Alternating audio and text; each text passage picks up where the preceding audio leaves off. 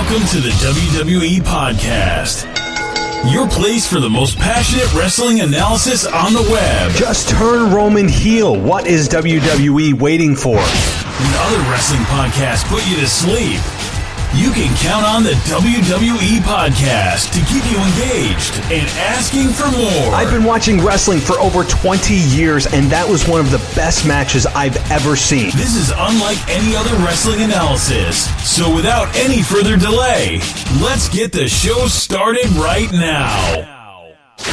Welcome to the WWE Podcast. It's Thursday, September 19th, 2019. Today, I've got Ashley Mann, and we are discussing everything that happened in this week of WWE, touching on a lot of the big stuff. We didn't get into absolutely everything, but we touched on The Fiend for quite some time. We touched on the whole Rusev return, King Corbin, the underutilization of Chad Gable, and the whole silly storyline of him being too short. I mean, we covered a lot of good stuff and really got, I think, some good conversation in that I think you will all enjoy. So that's going to come up in just a second. But first, thank you so much for joining me. Everybody can follow me on Twitter at the WWE Podcast and on my website at wwepodcast.com. Yesterday I announced that I'm going to be doing video on my Patreon feed, which you can check out at patreon.com/WWE Podcast. So I did my first attempt at the video, and boy, did that not work out very well. I failed like it was the first time I was using my computer. I felt like I was my grandmother using, dial-up internet for the first time. It did not go well. I tried doing a live stream on YouTube, which apparently I need additional software for. Then I did it on my phone, but I had some restrictions on my phone. And then I tried just flat out just recording a plain video on my phone and then uploading it somewhere, but the file was too big. It was a whole big thing. So I'm not giving up. I'm going to continue to try to put video on Patreon. It's coming. I'm doing it as soon as I can. It is, and I know I announced it, but it looked like everything was up and running, and then I hit record and it went all to hell. So again, I'm not giving up on it. It's going to be coming as soon as I can use my skills in technology and get this thing going. So that is all on patreon.com. But while you're waiting for the video, you can also get an experience that is completely ad-free, and that's all on patreon.com/WWE Podcast, where every single episode is completely ad-free, which is always a nice thing. You don't have to hit that, ahead 30 seconds button on Apple Podcasts. You don't have to scrub through to skip the commercials or just sit and, bear through them. You just have to listen. It's that simple. How great would that be? There's just zero ads. In a podcast world filled with ads, and an internet world filled with ads. Hell, you can't even watch an Instagram story without coming across a car or some kind of food or what have you that interrupts your experience.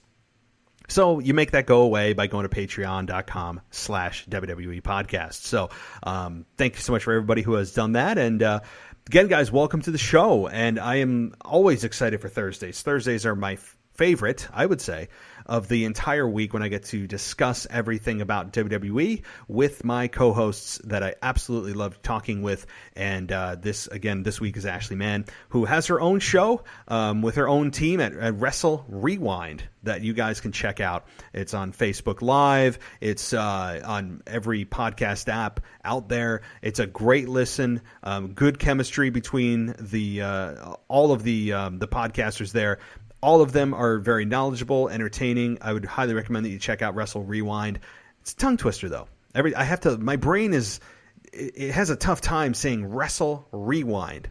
So if you say it really fast, I can guarantee you that you will be tongue twisted. So now that you're probably doing it and saying it out loud and to yourself, guys, I won't be babbling anymore. I'm just going to get to the conversation with Ashley and myself. And again, as a reminder, on Sunday, I'll be back with the Wrestling Nostalgia version of the show, hopefully with some live video. As a quick thing, too, with the video deal, obviously I can't do a video for when I have conversations with my co-hosts. So, because you won't hear anything other than my end of the conversation, so you won't hear their end. Because I have headphones on and all of the audio goes through my headphones, so obviously you can't hear if I'm doing a live video on my laptop. So if I do live video, when I get live video all set up, it'll be for my solo shows. So that's just a little caveat. But anyway, guys, I'll be back Sunday, and then a regular schedule resumes next week. So everybody enjoy their last weekend of summer, because summer is over. iPhone 11 and 11 Pro release day is tomorrow. For those of you that give a damn, I do. I like to waste my money on iPhones. And it's a big sports weekend. Football's back, and baseball's winding down. Fall is just an awesome freaking time, right? There is just so much happening in the fall. The weather gets cooler. Those of you that hate hot weather, it goes away. Hell, if you're up in the Northeast, it was 37 degrees here this morning. 37 effing degrees. And it's still summer. It makes me want to vomit, because winter here lasts about 16 months. So, again, it's really an awesome time. Leaves are changing. Sports are in the playoffs, and football's in full swing. WWE is ramping up their new season with Fox coming, with AEW coming, NXT's on Wednesdays. There's a full plate of stuff. It's an awesome time to be a sports fan in general. Okay, that's enough. Let's get to Ashley, Mann, and myself discussing this week in WWE. And everybody, enjoy their weekend. As always, I'll talk to you next time. All right, it's Thursday, and that means co-host time. This week, Ashley Mann joins me, and not only is she a podcast host now, but she is an official contributor to the website, WWEpodcast.com, which you guys can check out her first article all about The Fiend. So, Ashley, welcome back to the show. That's right. Thank you so much for having me. I almost forgot about that. Yes. Definitely check it out. Let me know what you guys think. Either good or bad, you won't hurt my feelings. I love any type of feedback, because it makes me think one way or another. So definitely check it out. It is worth checking out, and that's definitely the first topic I want to talk to you about in just a second. But before I do that, I want to be able to give you a second to let everyone know about another show that you do that is actually airing Thursday night, tonight. So tell everyone about that. Yes, thank you. The other show that I'm on is called Wrestle Rewind. We are on all of your favorite podcast networks, Apple, Spotify, all that good stuff. Also on Facebook. On Facebook, we go live every Thursday at 8:30. It's a video feed. You can chat with us. We answer comments, questions, anything like that. So yeah, definitely check us out if you have some time. And again, let me know what you think about that too.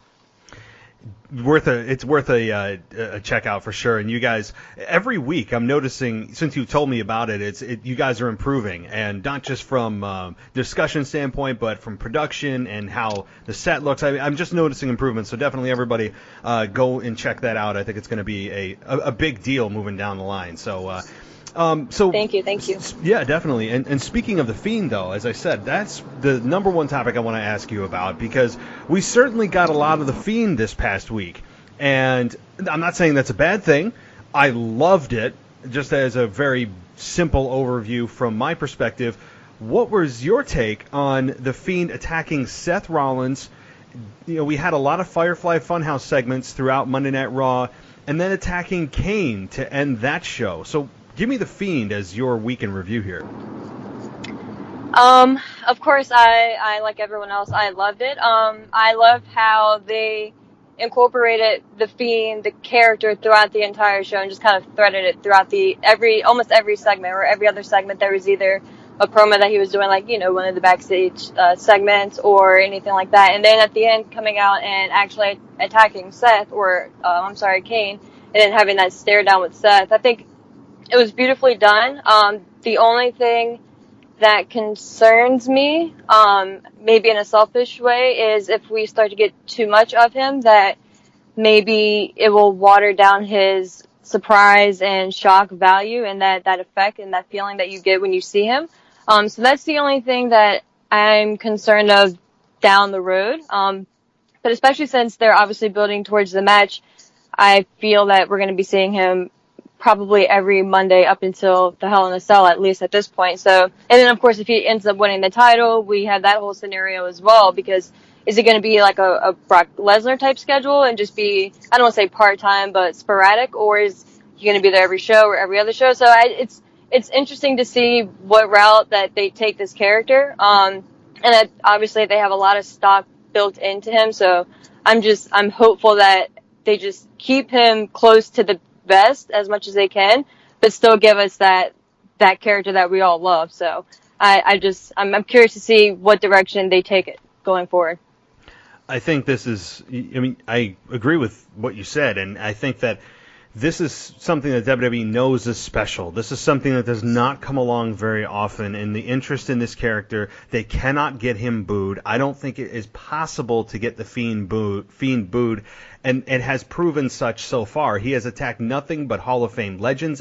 He's attacked Finn Balor. He's attacked Seth Rollins. He attacked Kane. And I didn't hear a single boo in the audience for that. And I think the key here is, it's called the law of diminishing returns, and I think that the more they exploit the Fiend, I think the less special it will feel. So that's exactly what my point has been over the last couple of weeks, that WWE knows they have something good, and oftentimes when they know they have something good, guess what they do? They overexpose it, and they just keep hammering it and hammering it and hammering it, and they think that more is better, right? So that's not the case here. I don't need to see the Fiend every week. I would actually like to see him once every few weeks. I know that people are super impatient, and the people in the arena would be really disappointed, but you could still do a Firefly Funhouse, maybe here and there, and it would feel really special to the people at home, because the people at home are 99.9999% of the people that are watching versus the 10,000 in the arena. So I personally, that's the key here. And whether or not Bray Wyatt takes the championship at Hell in a Cell, I know we're not, this isn't a prediction show, but I really don't know which way they're going to go here. Yeah, me either. And I'm so torn on that as well. I'm super happy that, because I would not have an answer. But that time revealed Bray Wyatt himself, meaning not the Fiend. So I feel that that's one of the things that kind of sticks out to me, that shows me that WWE knows exactly what they have with him, and it's going to keep him sacred, kind of like they did with the Undertaker character, because they haven't revealed everything all at once. It would have been very easy for them, the second that he started picking up that momentum and that popularity, it would have been very easy for them to just have Bray Wyatt in the sweater vest and, the khakis come out, or do whatever they were planning on doing with that version of him, and have him come out within that first month. So I think that is a positive, and that's something that we should all be, proud of WWE on.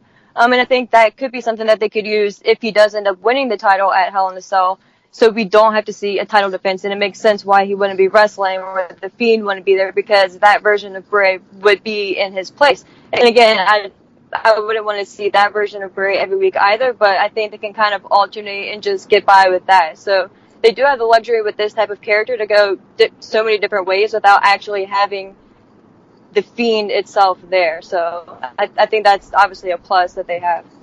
It is, and the whole thing here is self-control of WWE being able to only sporadically use him to make him more demand. It's actually a economics concept that is the most basic that you can get. It's supply and demand. The more supply you have, the less in demand it is. And it's the same concept here with Bray Wyatt. I really believe that. And as far as what direction they're going, I think ultimately, if you were going to ask me today on September 19th, or is the Fiend going to become the Universal Champion at Hell in a Cell, I would say no. And the only reason I would say no is not that he's going to take a clean loss, because the Fiend absolutely should not be beat. I don't even know if I ever want the Fiend to be defeated clean at this point. I don't even know the person who I'd want to do that. The Fiend is too hot. So the reason I don't think the Fiend is going to win at Hell in a Cell is because of the Firefly Funhouse, when he had the clock that said 3:16, hit it with a hammer, and it said 11:19. We all know what 11:19 is, the day The Undertaker debuted. So, if that is indeed going to be the case, the next pay-per-view is Survivor Series. So does Bray Wyatt challenge The Undertaker at Survivor Series? You can't do that as Universal Champion. It makes no sense. The Undertaker doesn't need to be anywhere near a title picture at this point. So I think that if they are going with The Undertaker sooner rather than later, Bray Wyatt probably doesn't win this match at Hell in a Cell. Yeah, and I think the beauty of it also being in a Hell in a Cell is, as crazy as this is going to sound, they can get away with not having a clean winner in that match.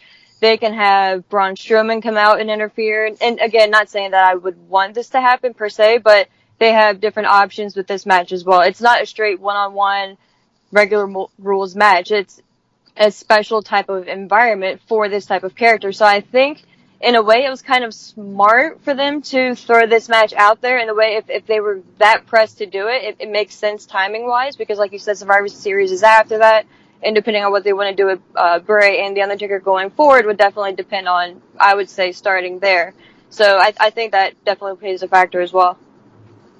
I think it does too, and I mean, this whole storyline is the best thing WWE's had. I mean, just overall the most interesting, captivating, and if y'all read Ashley's article on my website, you'll get more of an in-depth idea of exactly why we love the Fiend, and I think there's more to this than meets the eye, and so definitely check out our article for that. But this is a very captivating, intriguing, just so much different character that is is on fire right now.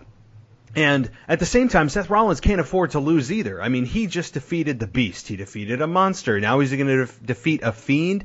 If he does, again, it can't be clean. And Seth Rollins, at the same time, really can't afford to lose clean either. So this is when you have two guys that can't afford to lose clean to the either, then that just begs for and screams a wonky finish. Somebody's interfering, maybe a double count out. Well, actually, there are no count outs. Maybe it's, I don't know, a double stoppage of the match. I don't know. Since it's inside Hell in a Cell, there's no rules, so that begs people to interfere. So I think that is what we get, is a just crazy finish, maybe multiple people interfering to exact their revenge on the Fiend. I don't know. Maybe there's an Undertaker appearance. That could be. But ultimately, this is going to be a finish that I think people are probably angry that there's not a clean finish, but it makes sense that neither man can afford to lose to the other. Yeah, and I think one more thing before we move on from this. I think what we may not get answers to right now, but correct me if I'm wrong, but the whole reason, the start of this whole storyline, I may have been by mistake, because, and it may not have been what they were even originally planning. The whole leak from the venue that's hosting Hell in a Cell this year actually leaked out that the Fiend was going to be there and either face Braun Strowman or Seth Rollins, and then I think maybe a couple days later on Raw, they had to address it, and then that's when Bray did the whole skit with the Vince puppet. So I wonder if they didn't even plan on having this match at Hell in a Cell, and maybe they just mentioned to the arena that, the Fiend was going to show up or something to that effect, because they probably planned on doing something with him there, and now they have to play catch up and try to, figure their way out of this mess. So just kind of curious if this was the original plan to begin with.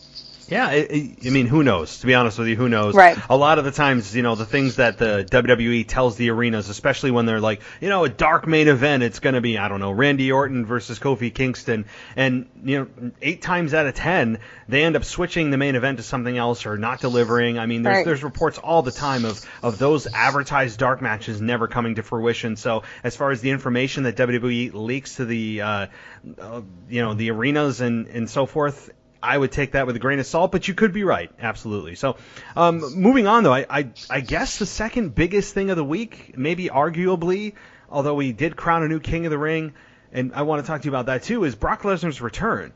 And, before I give my thoughts, what did you think about all that? I was surprised. I was kind of wondering if, since we're getting closer and closer to Fox, if Brock was going to show up, or if he was just going to show up the day of, or if he wasn't going to show up at all. So I was definitely kind of curious, but I wasn't expecting it to be this week. And seeing him with the beard kind of reminded me of his UFC days. So that was kind of interesting. And it was I'm curious because they kind of backed themselves into a corner, I think, with this one, because Kofi, a lot of people think it's Kofi's time, and I believe you do as well. Not trying to put words in your mouth. I think that's your feeling. So I'm curious to see if this is going to be the moment that Fox, a sports network-ish, would want, that moment of having Brock defeat Kofi Kingston and just that visual of him holding the title on that show, or it could be another crowning moment for Kofi Kingston. And if they're truly behind him and want to go full force with him as their lead babyface, having him beat Brock Lesnar would be huge. So again, this is another one where I'm kind of curious to see which direction they go in. I think it's time, and I think they should pull the trigger with Brock beating Kofi. And I'm curious to see the build up to this. If they mention Brock's losing streak lately, or if Heyman just completely brushes over that, doesn't mention it at all, or if they allow Kofi to bring it up. So I'm curious to see the build to this one. Me too. And I said this too last night, for those that listened, that this is a great reset button for Brock. Those that thought he was getting stale and really just completely used up every possible thing that he could have done on Monday Night Raw with everybody he could have done it with. I mean, they really explored all angles, I think, with Brock there. And having Raw be his home since he returned in 2012, I think SmackDown is a perfect fit for him, not just because they're moving to Fox, but although I think that's why he's going to be moving there with the draft. But I think it's just a great way to reset and refresh the Brock Lesnar character. Yes, of course, the beard helps. I like him with the beard. He also grew out his hair a little bit on top. Like, he did subtle things that made him feel just a little bit different, and I like that. And Kofi Kingston is champion. Everybody knows how I feel. I've been over Kofi Kingston as champion for quite some time, and that's no secret.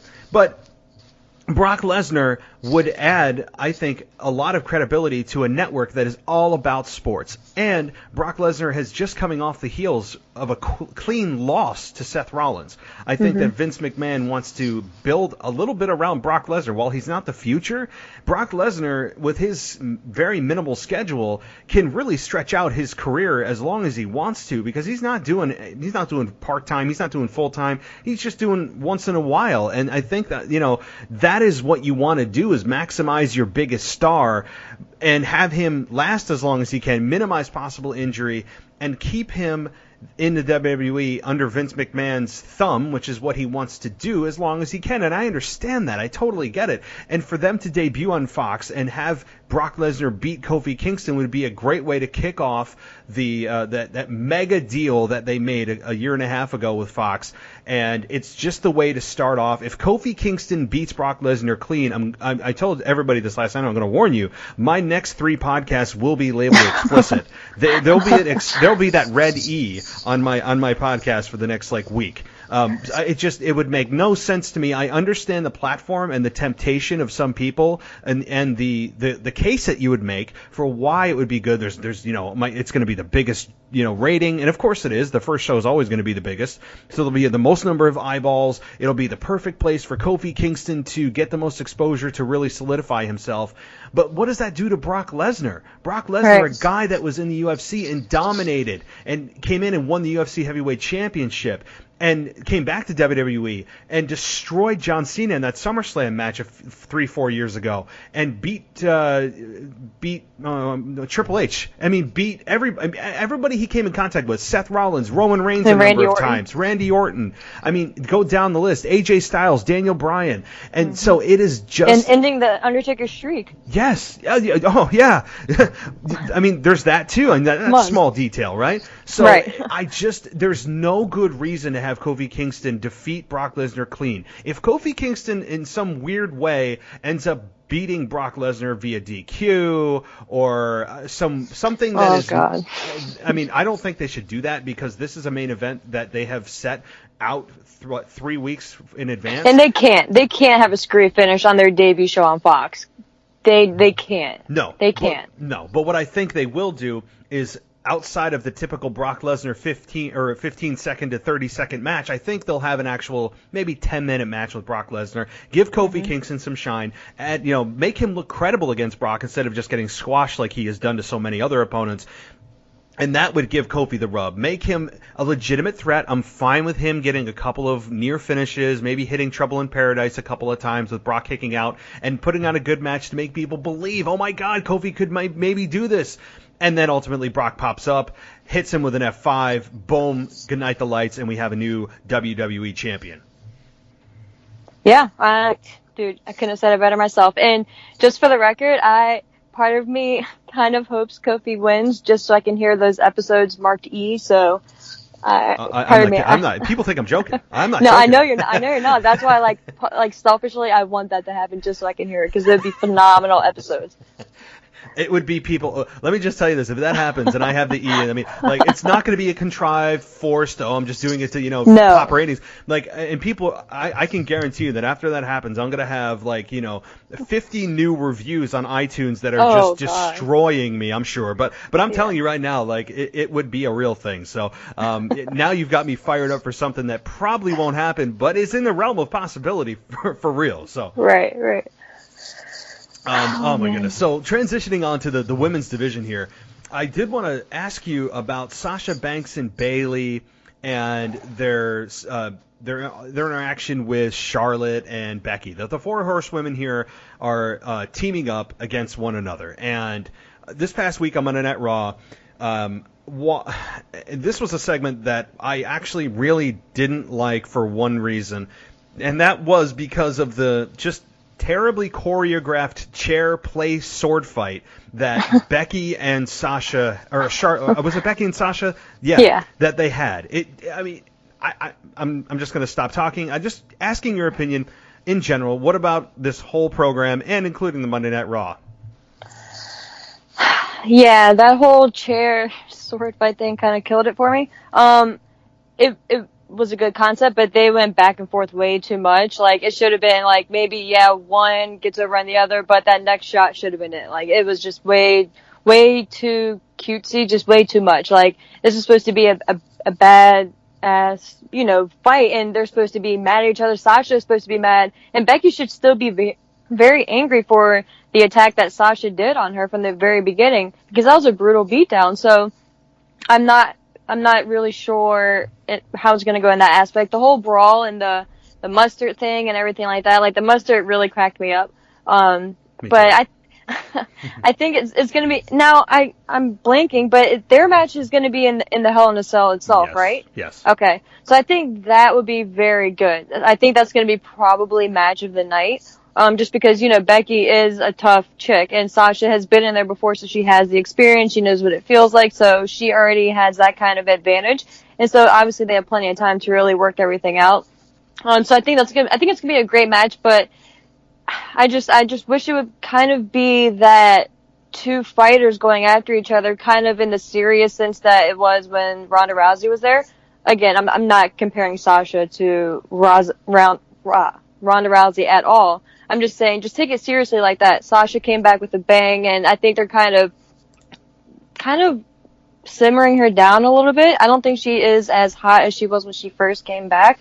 And I don't know. She shouldn't be losing right now. She should be on a winning streak.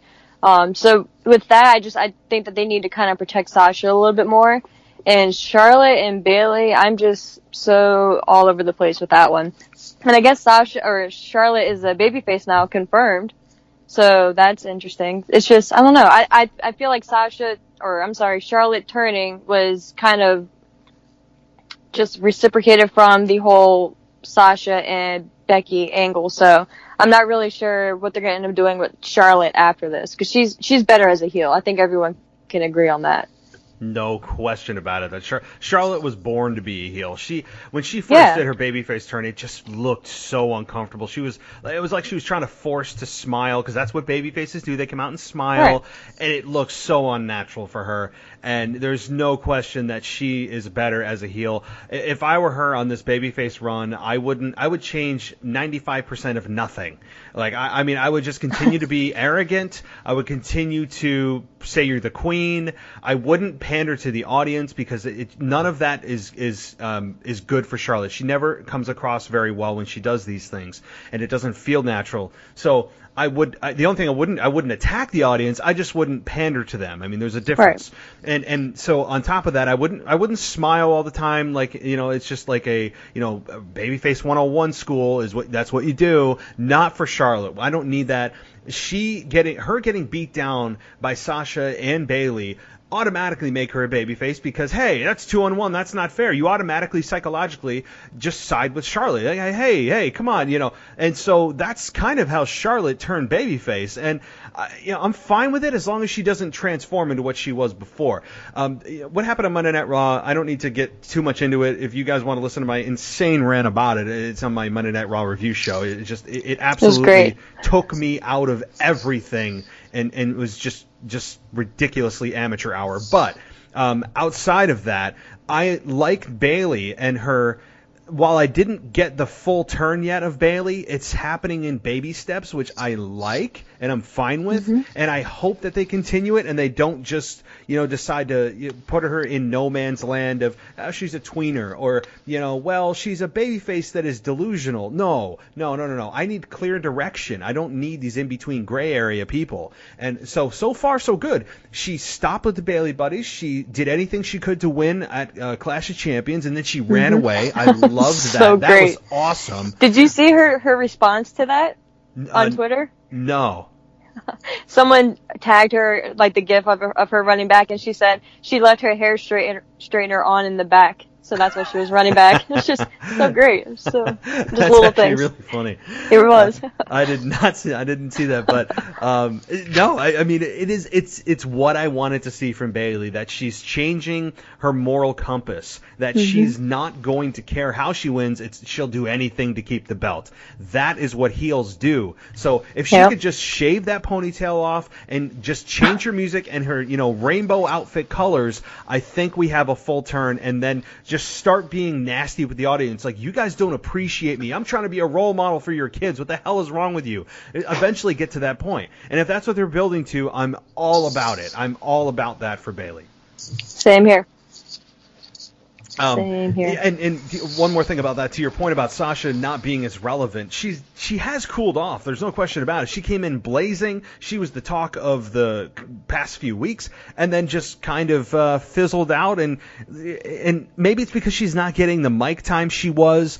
She's just kind of being put in these tag matches with Bayley, and so I don't want that. I need Sasha to be the focal point of that team right now, especially on be the boss. Yeah. I don't need to have you tell me you're the boss. Show me you're the boss. Right. I don't need to hear Michael Cole say it's boss time. I'm done with that. I don't need that for the 100th time. And so, yes, just they've lost a little steam with Sasha. They can easily get it back. It's repairable. And I think, as you said, that could be match of the night easily at Hell in a Cell. Sasha's been in the cell before with Charlotte, and this, I think, they could easily top it. I think Becky and Sasha have great chemistry, so. Definitely. So, speaking of SmackDown this week, Kevin Owens and Shane McMahon. Yeah, they're going the legalese way. They're going with the I'm suing you. And WWE is no stranger to the storyline lawsuits and contractually obligated storylines. I mean, Stone Cold did it with Vince McMahon. I don't know how many times, and so it's introduced. What I don't want them to do is turn this into Judge Mathis. I don't need them to do this. I need them to turn this into something very easy for people to follow. They don't need to get into the nitty-gritty of the lawsuit. Just keep it very basic. And I think ultimately what's going to happen is that this whole storyline is going to culminate at Hell in a Cell. That whatever Kevin Owens has in terms of when he said, I'm going to stand in this ring and tell you you're fired. I don't know how they get there or what's that's a whole thing's about. But clearly this is ending at a match in Hell in a Cell. What do you think about this whole thing? I'm just still baffled that it's still going on, because I thought for sure SummerSlam was going to be it. Like, it was the perfect ending. Kevin Owens was in his hometown, got the big win, good to go. So I think I'm just still I feel like sometimes I'm in a twilight zone that, like, Kevin is still feuding with Shane, just because I want so much more for Kevin. He is such a good character, and regardless if he's a heel or a babyface, he's showing, even though it's not a great storyline, in my opinion. It shows that if he was given the right angle with the right opponent and an actual wrestler who he could actually have multiple and solid matches with, it would be something good and something that we could all sink our teeth into, and it would be more believable. Shane is fine in the ring. He somehow always puts on a decent match. But it's just, I just want so much more for Kevin. I'm just so ready for this to be over. So if it's not over at Hell in a Cell, I have no idea. I'm just not even going to talk about it anymore. Because I'll be so finished with it. And I hate to say it because Shane is good as a heel. Kevin is good as a babyface. I just want them apart. Like, just be done with it.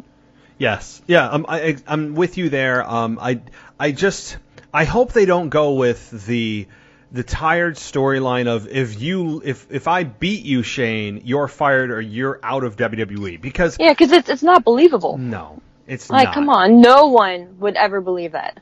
Even when at Fully Loaded in 1999, I even know the city, Buffalo, New York, where it took place, of Stone Cold and Vince McMahon with their blow off of their feud, when it's a first blood match with The Undertaker and Stone Cold, and when the whole contract read that if Stone Cold won, Vince McMahon was gone.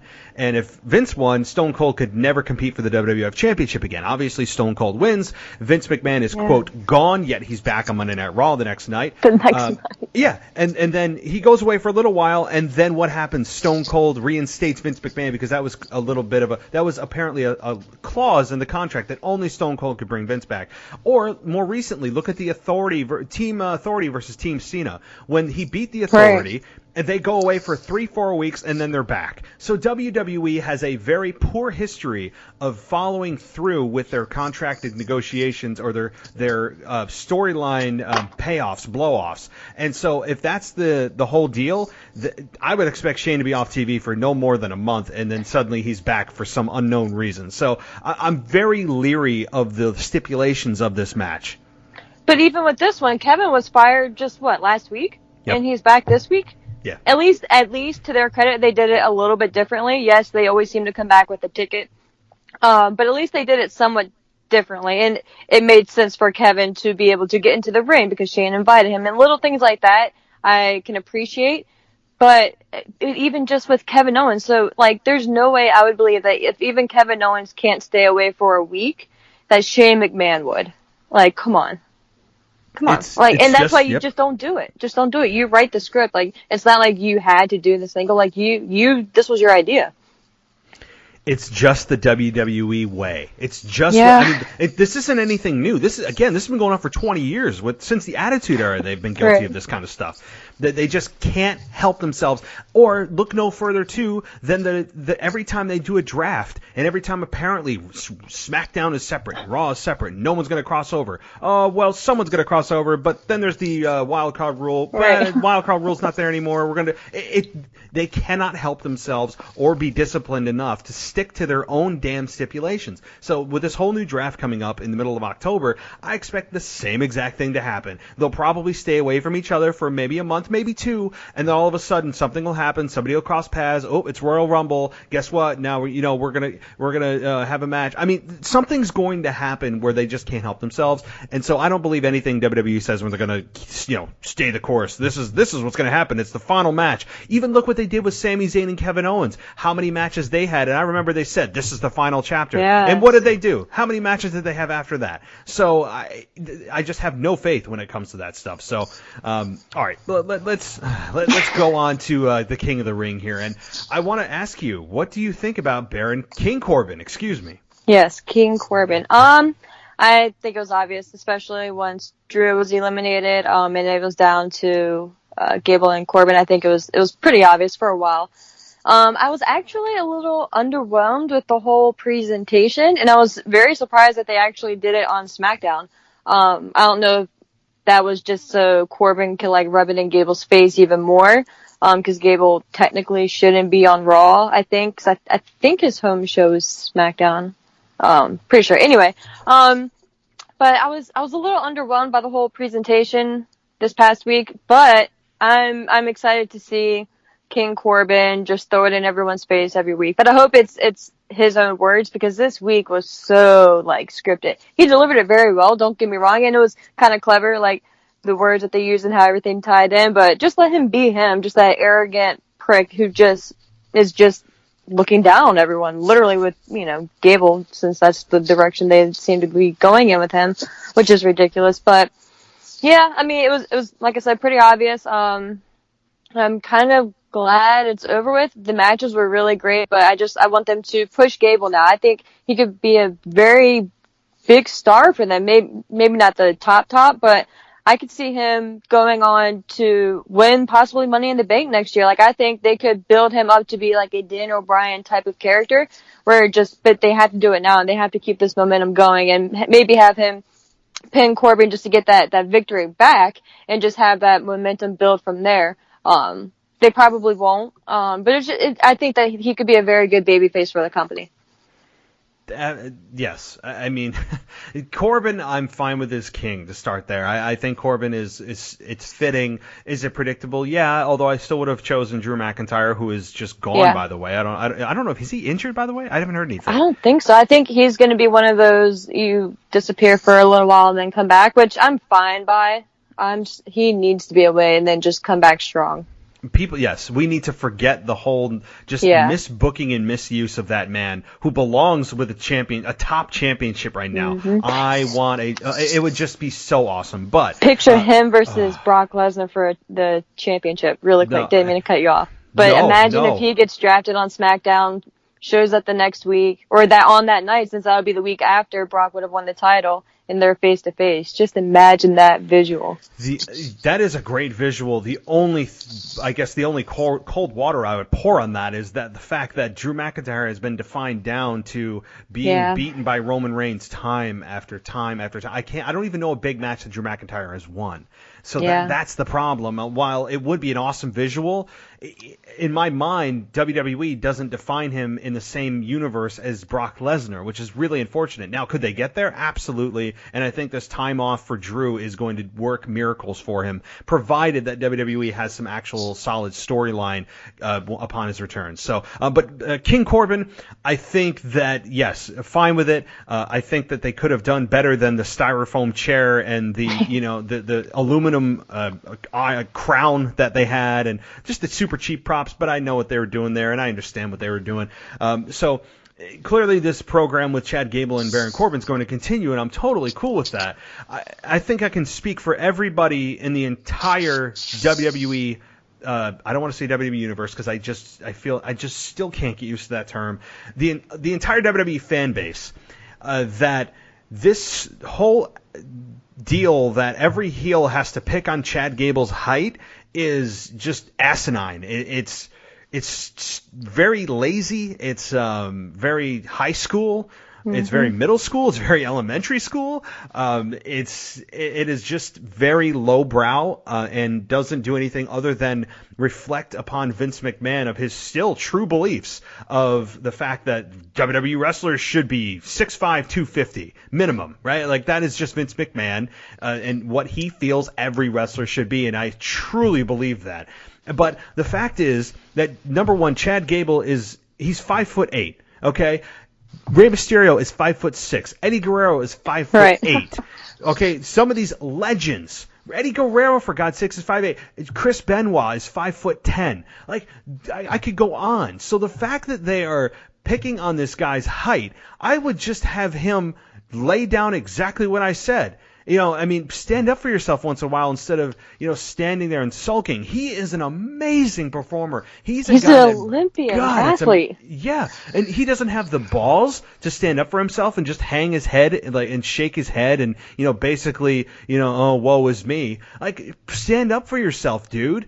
I mean, yes, he is one of my favorite guys to watch right now in WWE. He is a guy that brings you in his story in the ring. Mm-hmm. He doesn't say a whole lot, but my God, can he tell a story inside that ring? And really quick before we move on, a few weeks ago when SmackDown was in Norfolk, I was at that show, and when I tell you, my entire section, and it felt like the entire arena, but I know for sure my section, we were so behind Chad Gable is when he was facing Elias. We lost our you-know-what when he won. We were so happy for him. And, once it died down and he went to the back and me and the person sitting beside me, we just started talking and we were like, man, imagine if they actually built a decent storyline behind him, imagine the fan emotion and just the reaction that he would get. Because if he can get people this invested into his matches without really having a story, just imagine what he can do if they actually put more effort behind him and more time and dedicated more effort to him. It's just a shame. And that's why I hope that this whole thing with Baron Corbin ends up paying off for him. I hope that he gets so fed up with Baron Corbin picking on him and just being disrespectful and talking down to him that he just snaps and just unleashes like fury on him and just like keeps that going. So that's why I just really hope that they pull the trigger with him.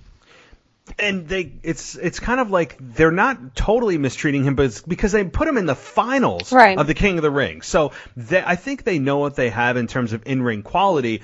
I just think that they don't think that this could be a top hand. I think that they're like, oh, he's a guy that, he's a good hand. He's a B-plus player, as that whole phrase has been played out over the number of years now.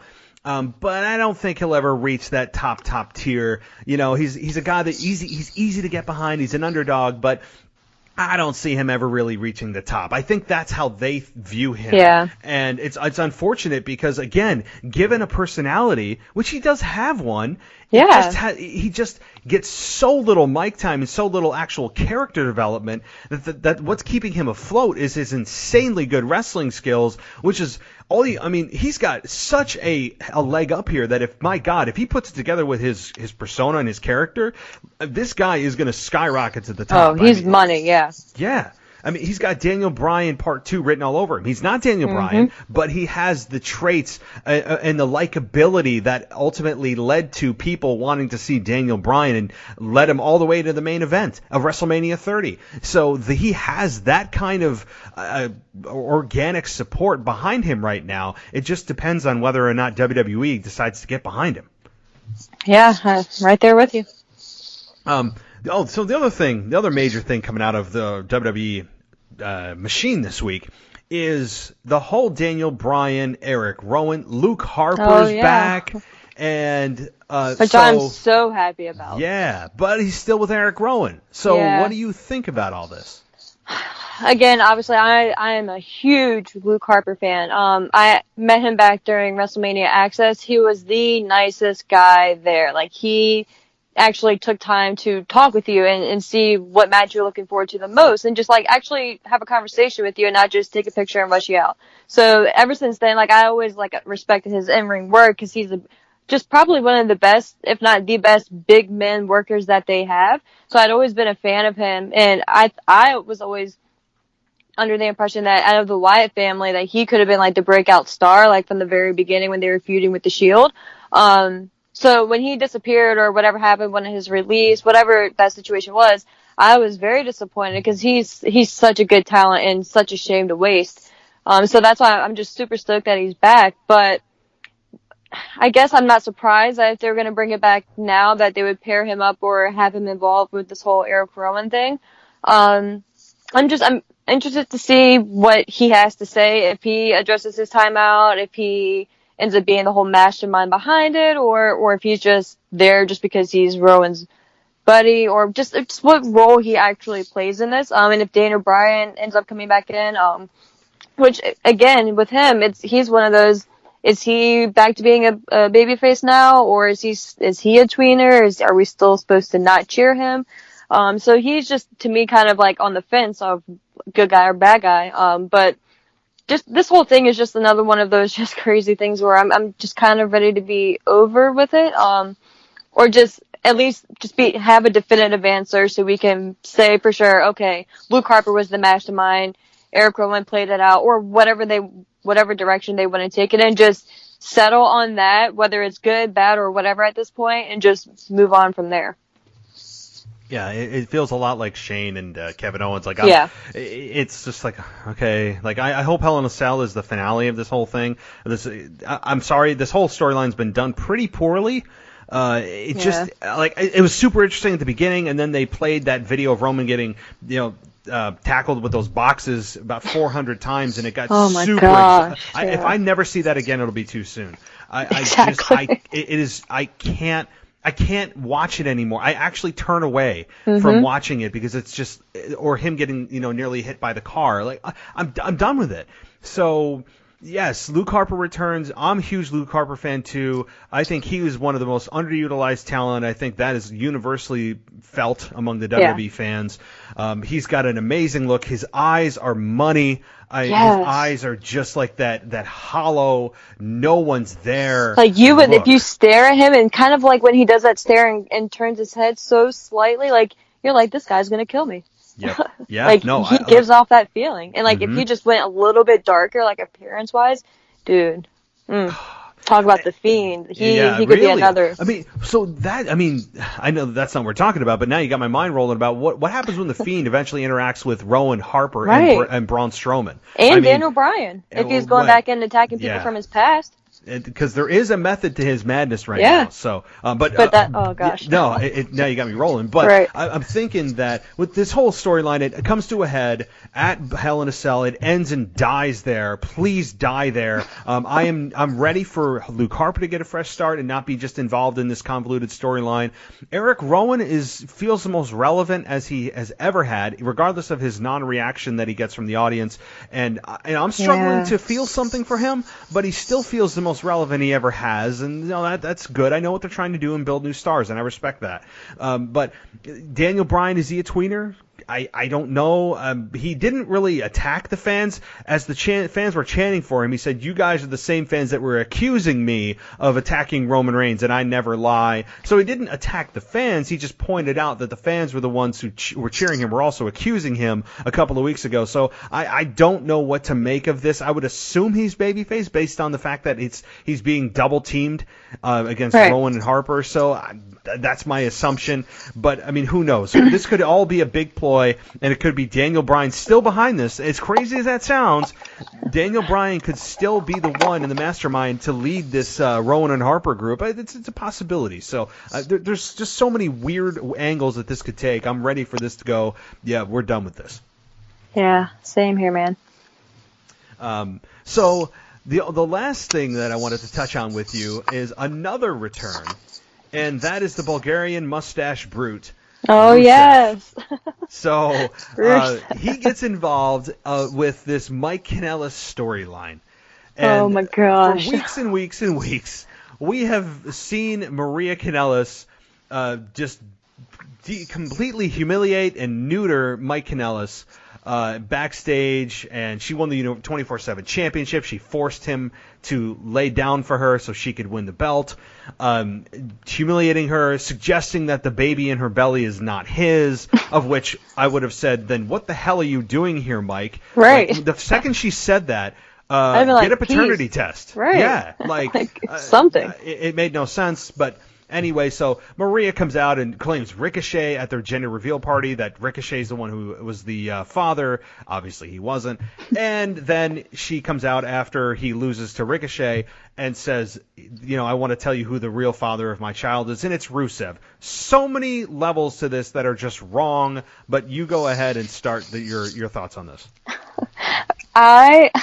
So I don't know what's wrong with me, but I thought this whole segment was just like the funniest thing. Like, I don't know, maybe like it's been so many years of WWE just like beating like insane things into my brain that I thought this was kind of comical. But when she said it was Ricochet, and Ricochet just looked shocked, and he was like, "No, it's not me." And then he said something to the effect of, "I mean, not that I wouldn't, but it wasn't me." I was like, "Dude's actually showing personality. Like, that's actually kind of funny. Like, good for him. Like, he's like that. That's a logical response. A nice guy, not trying to be disrespectful to a woman, but still trying to stand his ground. Like, it wasn't me. I mean, not that I wouldn't, but it wasn't me." So I just thought that was kind of like a cool little touch. And you could, in the match that he had against Mike was fun. Like, you could tell, like, I don't think it really ended up hurting Ricochet. I think it actually kind of showed how strong Ricochet is, because you could tell Ricochet wasn't ready for the match. Obviously, that was the angle they were going with, and Ricochet was just playing with Mike. Like, he was just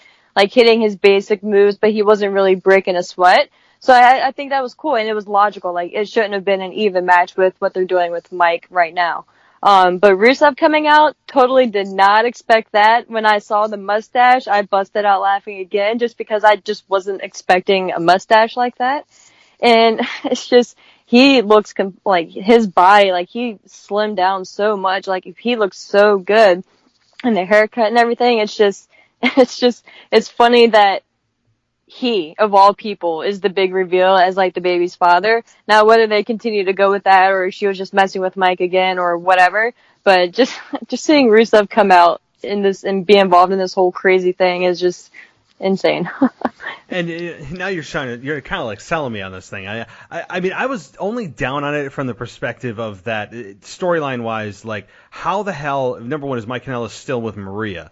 Number two, how is Lana tied into all this? Like, is Rusev just suddenly not married and knocks up a woman and Lana's cool with it? Like, I mean, so that's a little bit weird. I mean, so there's a lot of loose ends that don't make sense to me. But now that you talk about it, I mean, Rusev is generally believed to be one of the funniest guys genuinely backstage. And I believe that. Rusev's got a hell of a sense of humor on him, and I'm sure he knows the mustache looks ridiculous. So it makes it look even funnier. I mean, so exactly. Yeah, and yes, he's transformed his body pretty damn well, and he comes out and just destroys Mike Kanellis, of which I don't know why he's attacking Mike Kanellis, because Mike Kanellis is her husband. Right. He's not married to Maria, so shouldn't Mike be the one that's angry and not Rusev? But nonetheless... But he tried to get out of the match. He was like, you know what, I don't even care. Or something like that. Like, he tried to get out. He's like, you know what, I'm done. Yeah, so, again, like, I actually thought that they were going to be done with this whole angle, because they hadn't mentioned it or done anything at all with either of them in a few weeks. So when they had mentioned that, you know, the segment was going to be the gender reveal, I was like, oh my gosh, like, what kind of campy, you know, what is this going to be? But it was the funniest thing. And actually, too, when I saw Rusev, and it kind of made me think back. Do you watch Total Divas? I don't. Not really. I mean, a few episodes, but. So I didn't watch it for the longest time, for years, and then randomly saw an episode and just kind of got hooked for some weird, it's like a guilty pleasure type thing. So I started from the beginning, and Rusev in a certain season had wanted to start a family with Lana, and it caused tension between them two.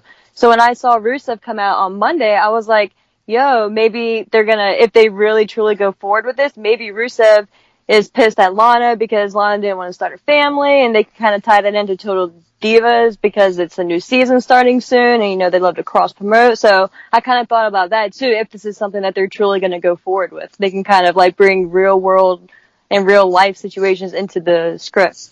Yeah, maybe that is the case. And maybe they didn't even think that much into it, but that's what I thought of, too. If they tie Total Divas into that, I mean, that would, I'm fine with that. I'm sure that Total Divas obviously is embellished too, but that could be the case. And, you know, I've heard rumblings of that over the years too, about that whole deal with him wanting to start a family and she doesn't want to. So, but he married her, like legitimately married her. So there's, you know, I'm sure that they clearly have worked that out in real life. But yeah, now that you're talking about it, I mean, Rusev is a guy that has, God, I love his sense of humor. I mean, he does such subtle things that are hilarious. Even as a heel, I remember him doing it. And so he's always been a great heel, I think, underutilized. And when he first came and debuted, he was undefeated for how many months? I loved that. And then after John Cena beat him at WrestleMania, he just fell off a cliff. So John Cena got out that mythical golden shovel, and that was the end of Rusev. And so, yeah, I'm glad that he's back. The mustache is actually pretty funny. And I just don't know where they're going with this, because you can't have a program with Rusev and Mike Kanellis. It's just a squash. So there has to be some other payoff to this. I'm glad they actually followed up on it, because this storyline was all but gone and forgotten for a few weeks. I literally forgot about it, completely. And then when I saw a tweet or something, I was like, oh yeah, that's right. And that's why it was. So I was kind of looking forward to it in a weird way. And let's see.